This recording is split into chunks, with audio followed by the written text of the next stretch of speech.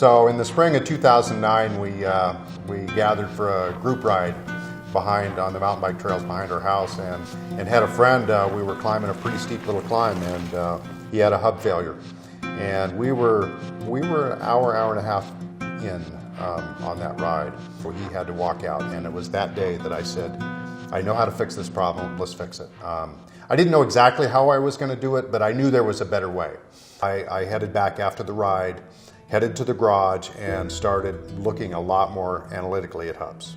What I saw for a drive system was a much smaller form factor than I thought was necessary, and it struck me that today's hubs, while mechanically superior in some ways, had some of these fundamentals that were inferior.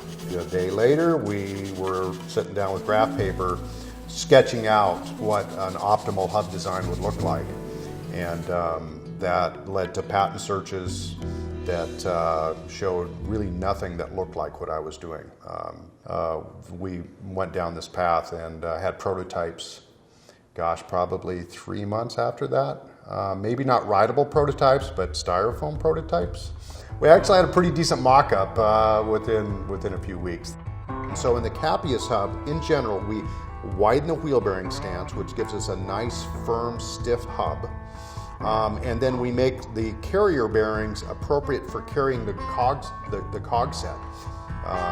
In addition to that, one of the things that came along later was the engagement and how the engagement worked, and the speed of the engagement is a crucial selling point now of the Capius hub, and one of the main performance advantages. That is something that makes the Capius hub an absolute blast to ride. It really does change the way you ride, because you realize that you can back pedal and forward pedal with very minimal delay, and you start doing that, and it becomes a very beneficial way to ride that with a standard hub I never found myself doing. So now we have large flanges, quick engagement, wide wheel bearings in a very simple design that's very easy to maintain, that all kind of fall out of this rethinking the interface between the cog set and the hub set. The cog set is a simple slip fit system, very easy to remove only by removing the end cap on the axle.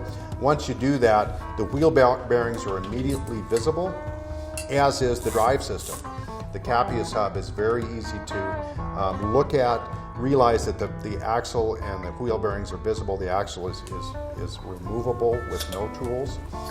The wheel bearings are then easily accessible for maintenance, and the entire thing slips back together with one set on the end cap. Just tighten the set screw and you're back and running. So we need your help with our Kickstarter campaign to fund the KH2, the manufacturing of this new hub. It's a new shell design that takes many of the benefits of the KH1 and delivers it with a standard cog set interface to a bigger audience, which will deliver a new level of performance that will quite honestly change your expectation of what you should expect both from your bicycle components and your bicycle ride. You shouldn't tolerate short life crappy stuff.